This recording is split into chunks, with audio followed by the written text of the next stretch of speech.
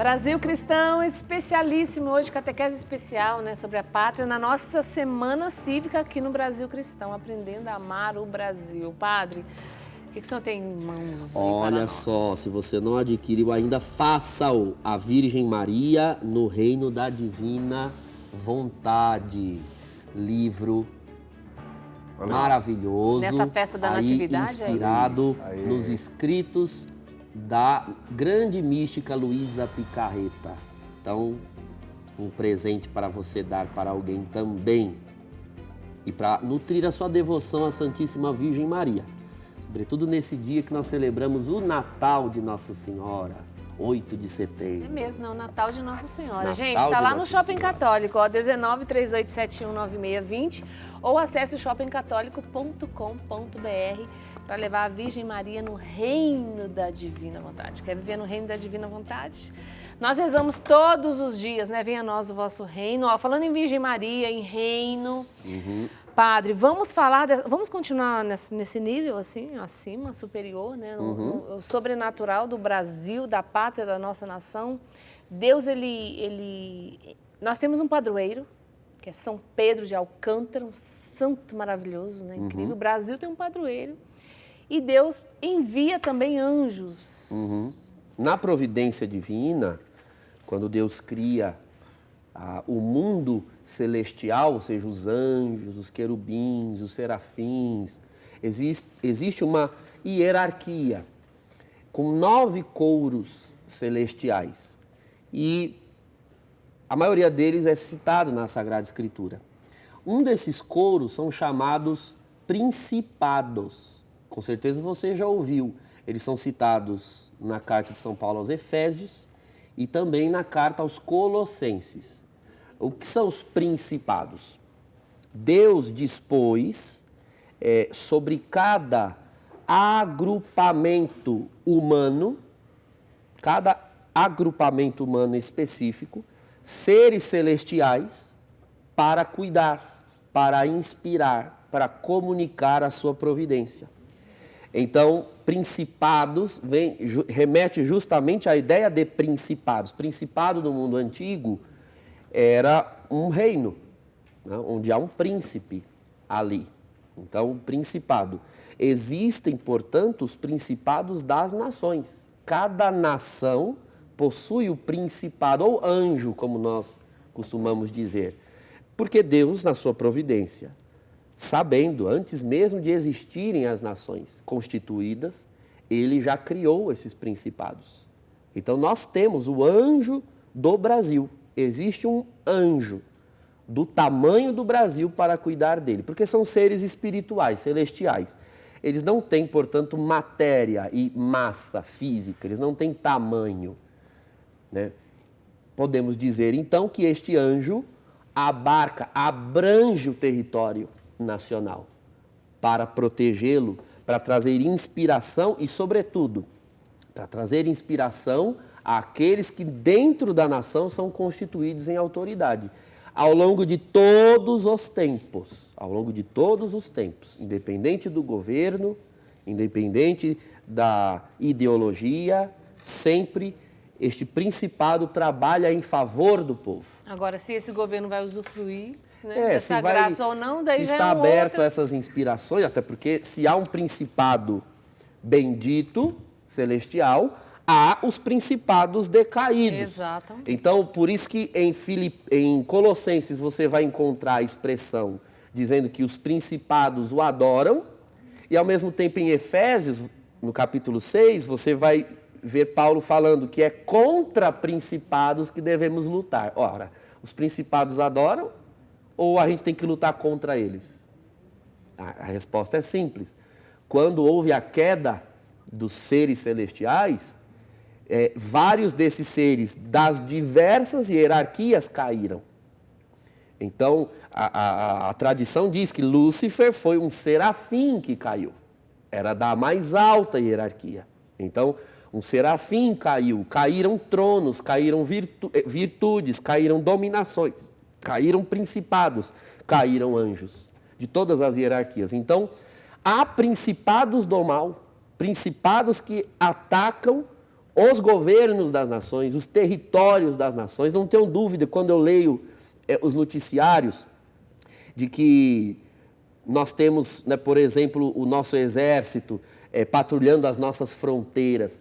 Os principados do mal atuam nas fronteiras para fazer entrar mais drogas no nosso país e destruir nossos jovens, nossas famílias, para fazer entrar mais armas, para traficar órgãos, como tem muito na Amazônia. Enfim, esses males sociais, que é entre fronteiras, entre nações, dinheiro para ser lavado do outro lado da fronteira, etc., prejudicando a economia do país. Então, há um mal, há uma sugestão do maligno por trás, sobretudo para gerar estes males estruturais, alimentar esses males estruturais, né, engessados, que a médio e longo prazo vão causando um dano permanente numa nação. Então, nós precisamos, na oração, combater estes principados, unindo as nossas almas, nossas orações, ao anjo do Brasil, ao principado celestial do Brasil. E veja, assim como há o principado do Brasil, o anjo do Brasil, há um anjo, um principado para cada unidade federativa, para cada município, para cada bairro, para cada lar. São inúmeros, incontáveis estes seres. Há um anjo para a sua família, para a sua também, que Deus reservou desde toda a eternidade. Um dia a Drica vai ter a família dela, um dia o Fernando vai ter a família dele. Aqui está, então, um principado para cuidar do território onde eles morarem. Onde quer que eles morem, se mudarem daqui para lá, de lá para cá, este principado vai acompanhar para preservá-los do mal. É uma coisa que nós cristãos, né, católicos, cristãos, precisamos levar muito a sério isso. Né? Eu tenho um relacionamento muito pessoal assim com o meu anjo da guarda, tudo eu falo com ele, o anjo da casa. Né? Nós precisamos criar esse hábito em nós, porque eles existem, estão ali e muitas vezes a gente não pede, né? O anjo da guarda está ali para cuidar, então a gente pode ter esse relacionamento. Sim, né, dia 2 de outubro nós teremos a memória dos santos anjos.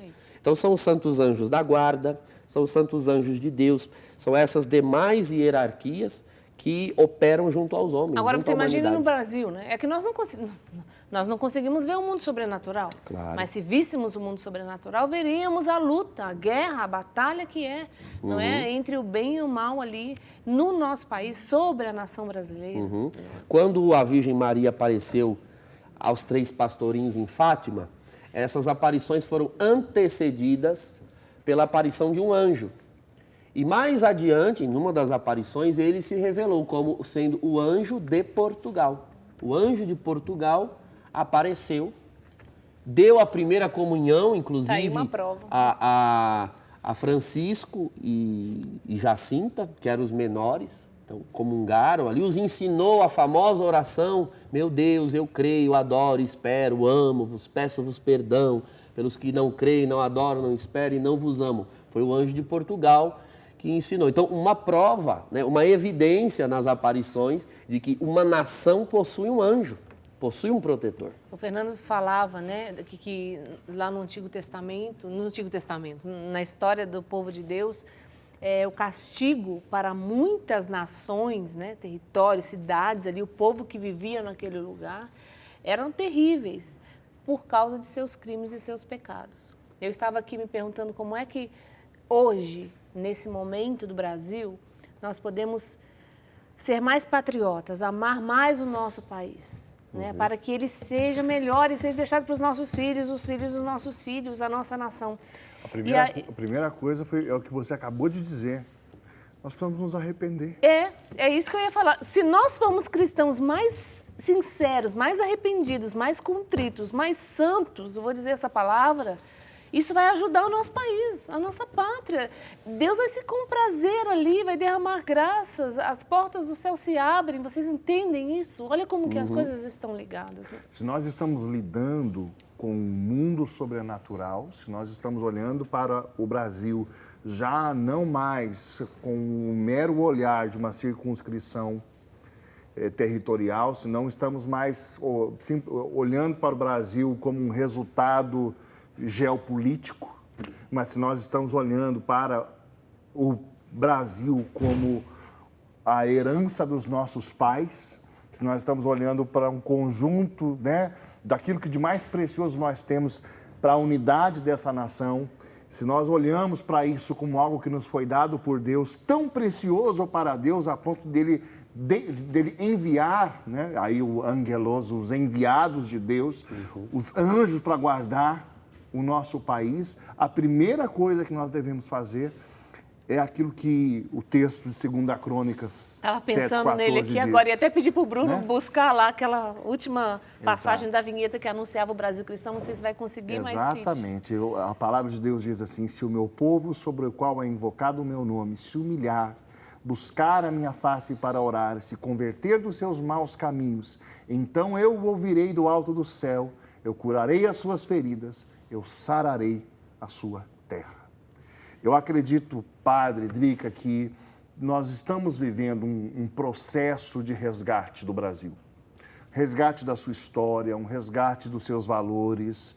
Existe uma busca no coração do brasileiro. As instituições que nós temos hoje, elas não reverberam o anseio do povo. Não. Nós não conseguimos enxergar na grande mídia, nós não conseguimos enxergar nas instituições políticas, nós não conseguimos enxergar, enfim, no sistema educacional, em todos os verdadeiros anseios do povo brasileiro. Então, nós estamos vendo que nós temos, em cima do povo, valores que não são os valores do povo. Exato. Né? Então, hoje, nós queremos falar isso. Olha, vamos nos arrepender dos nossos pecados, vamos nos converter a Deus, vamos pedir que o Espírito Santo seja derramado sobre o Brasil, gerando um quebrantamento de corações, que nós nos voltemos a Deus, que a Igreja de Cristo, em primeiro lugar, olha, eu não tenho dúvida, Padre Drica, o sacramento da salvação do Brasil é a Igreja. Nós podemos olhar com esperança para políticos X, Y, partido X, Y, aliança A, B, C. Olha, se vocês me perdoem, é a Igreja de Cristo. E aí, irmãos, a primeira coisa, se o Brasil não é aquilo que deveria ser, também façamos o meia-culpa. É, lógico. Exatamente. A Igreja, nós, e eu não estou apontando para os bispos. Não, a igreja A é muito igreja, mais. né? todos A nós igreja é muito estamos mais. nisso Se aí. o salmo da palavra de Deus diz que feliz é a nação cujo Deus é o Senhor, está lá no Salmo 32, Olha 33, isso. se eu não me engano, e falta em nós alguma felicidade em termos de pátria, então é porque não estamos deixando Deus ser o Senhor e o Senhor ser Deus da nossa nação. Então, assim, para nós não terminarmos o programa de hoje no vácuo, né, eu acredito que vale a pena nós indicarmos linhas sobre por onde começar. Né? Por onde começar? Sim, Primeira claro. coisa, que o programa de hoje tenha servido para que você volte a tratar a nação brasileira, o país Brasil, como pátria. Entendendo agora a palavra pátria como a herança dos nossos pais na fé, como herança de São José de Anchieta, dos jesuítas que lutaram para evangelizar essa terra, os franciscanos, os mercedários, os jesuítas, enfim, quantas congregações, ordens, os carmelitas, os beneditinos, são os nossos pais na fé. Deus pensou no Brasil antes da formação de Portugal, lembra? Sim. Quando Dom Henrique lá foi rezar e Deus falou para ele, você vai vencer a guerra e vai levar o evangelho a esta nação e todas as outras nações que você for. E Deus Perfeito. pensou no Brasil. Então, nós precisamos voltar a tratar como pátria. É. Né? Depois, eu imagino que nós precisamos purificar a nossa história. Não a nossa história em si. Os fatos como foram. Mas veja, o futuro de uma nação depende muito da forma como essa história é narrada. Sim. E nós já fizemos alguns programas aqui. Semana passada, o professor Felipe Neri esteve aqui conosco e, obviamente, que não houve tempo hábil para tratar esse assunto. E hoje também não vamos ter. Mas é importante que nós saibamos que muitas das metodologias usadas de anos, de décadas para cá, para lecionar história do Brasil, são livros, fontes contaminadas por ideologias antipatriotas. Antipatriotas. E que não foram fiéis aos fatos do modo como ocorreram. Se nós formos verdadeiramente explorar os fatos como ocorreram, nós vamos nos inflar de patriotismo, de desejo de cumprir o mandamento e honrar a pátria, honrar a herança dos nossos pais, porque realmente nós recebemos uma grande herança. Olha, vou dar um exemplo para vocês, Fernando e Drica, e vocês que nos assistem, de uma coisa que, estudando história profundamente, eu descobri que era uma farsa terrível. E eu aprendi na escola, né, os professores tinham uma paixão em ensinar algo que foi ensinado errado, muito errado. Eu, uma vez, fui a uma excursão nas cidades históricas de Minas Gerais, ali Mariana, Ouro Preto, e aí disseram assim, olha, praticamente todo o ouro daqui do Brasil foi explorado, roubado de nós e levado para a Europa. E realmente, eu comprei por muito tempo essa narrativa de que o Brasil não foi colonizado, o Brasil foi explorado. Quanta gente ouviu isso? Ixi, mas você está aí me assistindo com a mão na cintura assim, dizendo, e não é não? Não. Me desculpe, mas o Brasil não foi explorado. Que pessoas possam ter sido exploradas, que numa região tenha havido exploração mais do que em outra, isso é uma coisa. Agora, enquanto nação, eu fui estudar depois porque tinha uma coisa que eu lia nos livros e eu não encontrava uma resposta para aquilo, mas o meu olho percebia. Vocês já viram aquele famoso Tratado de Tordesilhas, sim, que a gente aprendeu na escola? Portugal e Espanha fizeram um acordo de que daquela linha para cá era de Portugal, daquela linha para lá era da Espanha. E eu olhava aquela linha, eu sempre gostei muito de mapas, e observava e pensava, mas espera aí, essa linha ela está passando bem no meio do que corresponde ao nosso território. Como que boa parte, por exemplo, aquela linha, eu não tenho agora o mapa em mãos, mas parece que ela passa bem ali no Ilha do Marajó, para baixo, tudo que corresponde a Roraima, Amazonas, Acre, Rondônia, Mato Grosso do Sul, tudo isso, em tese, deveria ser território da Espanha, porque está para aquém da linha de Tordesilhas. E eu via, eu tentava entender, mas foi feito o tratado, mas o Brasil não é só isso que está da linha para cá. Depois eu fui descobrir que isso nunca nos foi contado nos livros de história. Quase que 70% do ouro que foi extraído do Brasil precisou depois ser dado à Espanha para comprar todo o território que o Portugal já havia explorado da linha de Tordesilhas para lá. Porque Portugal, os espanhóis estavam mais na outra costa, vindo do Peru, Equador, Colômbia, Venezuela, da outra costa para cá. E eles não haviam chegado no miolo do continente. E os portugueses foram indo, né? Foram indo de Minas, Goiás e foram indo. Quando os espanhóis descobriram, os portugueses já haviam colonizado boa parte dos territórios que correspondem a esses estados que eu citei. E agora? O tratado tinha sido descumprido? Portugal comprou...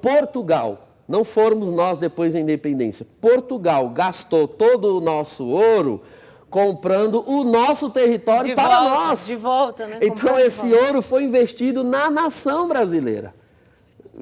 Vai dizer que foi mera exploração? É claro que Portugal também se beneficiou do ouro que foi extraído para uma série de coisas da nação portuguesa. Mas veja, em nenhum momento Portugal Mas quando entendia ele o Brasil. fez isso, o Brasil pertencia Exatamente, a isso que eu ia dizer. Em Não nenhum era? momento Portugal via o Brasil como não sendo Portugal. Exatamente.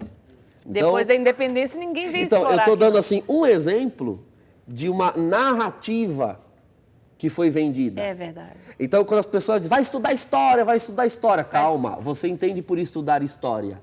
Ler narrativas? É preciso estudar a história mesmo e comparar fontes e buscar fontes primárias de preferência. Ontem o professor Rafael Tonon falava para nós, eu desconhecia, vou assumir aqui publicamente a ignorância. Ele falou, Padre Douglas, a respeito de uma associação de historiadores católicos. É verdade. Olha. No Brasil. Fundada por Dom Gil, bispo de Juiz de Fora, e o esforço que eles têm de aterem-se aos fatos e limpar as narrativas, né?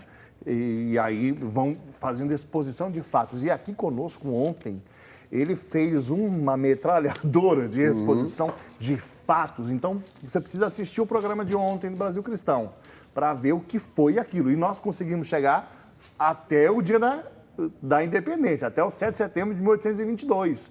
E já foi uma riqueza impressionante de fatos que mostram como foi essa relação Brasil-Portugal.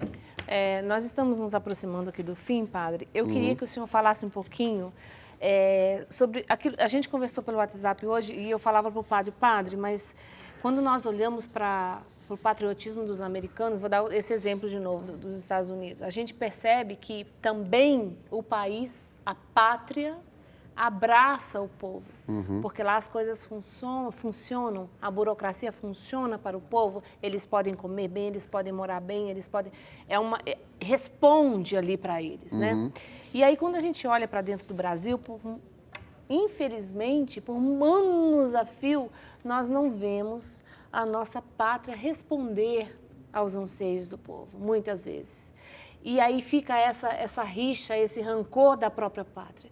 Aí o padre Douglas me disse uma coisa bem interessante, que eu queria que o senhor falasse sobre isso em relação à pátria. Ele falou assim, é mais fácil amar um pai quando ele é amável do que amar um pai alcoólatra. Mas ainda assim, um pai alcoólatra é o nosso pai. E a gente precisa honrar. Foi a resposta que eu dei. Uma vez que nós entendemos que a pátria é a herança dos nossos pais, portanto a pátria, né, é a nossa mãe gentil, né, como nós dizemos no hino, realmente é mais difícil amar uma pátria quando o Estado constituído nesta pátria não corresponde aos nossos anseios, né? Mas o que nós precisamos saber fazer? Hoje nós falamos que o país é muito mais do que uma pátria. Mas embora ele seja mais do que uma pátria, ele ainda é um país. Veja, nós precisamos aprender, em primeiro lugar, a ter amor àquilo que ainda é amável no nosso país. Talvez o Estado, quando eu digo Estado, eu digo as estruturas de governo, as instituições, né, educacionais, de segurança, de saúde, etc. Essas instituições estatais, se elas são falhas, bom, mas elas são instituições humanas. Nós ainda temos o nosso território, que é belíssimo, cheio de riquezas. Nós ainda temos a nossa língua, a qual eu, pessoalmente, não dava tanto valor e passei a dar depois que eu comecei a estudar outros idiomas. Eu vi, olha, realmente nós temos um idioma sofisticado, difícil. Né? Um dos mais difíceis. E nós somos nativos dessa língua. É uma língua belíssima. Então, aprender a amar aquilo que há de amável. A nossa história é amável. Os heróis da nossa pátria são amáveis. Os autores, os santos, a história da igreja no Brasil é amável. Sim. Nós temos muito mais para amar do que aquilo que nos fere agora. Até porque aquilo que nos fere agora, padre, são compostos por homens, não é? Exatamente. Então, vamos ter famílias, né, cheias de moral, cheias de virtudes, para que os homens das nossas famílias ocupem esses cargos. Né? Se o Brasil fosse um país cheio de virtude e de moral, esses lugares estariam ocupados por homens que querem o bem do povo. Então, é isso que nós precisamos também acordar e colocar lá dentro pessoas que fazem a diferença. O Estado, da forma como ele é constituído, isso pode mudar. Exato. Né? Constituição, nós temos uma que fez agora 35 anos, tivemos outras. O país é o mesmo, a língua é a mesma, a história continua sendo a mesma. Essa Constituição está aí, um dia pode ter outra. Enfim, nós não podemos fazer da causa da nossa raiva ou da nossa alegria o Estado e as suas instituições. Vamos nos reconciliar com nossa pátria. Não, nós somos um povo cristão. Nós podemos nos servir das instituições do Estado, mas nós não podemos depender delas, nós dependemos de Cristo. Sim. Talvez nós fiquemos esperando demais do Brasil e esqueçamos que é o Brasil que espera de nós. A nação espera de nós. Eu sinto em nós, herdamos isso de Portugal, nós temos o famoso sebastianismo, né? Nós estamos esperando o Dom Sebastião voltar. Exatamente. E resolver os problemas, né? Uhum. Não é um Dom Sebastião que vem, uma pessoa, um presidente, não sei quem que vem e resolve o problema.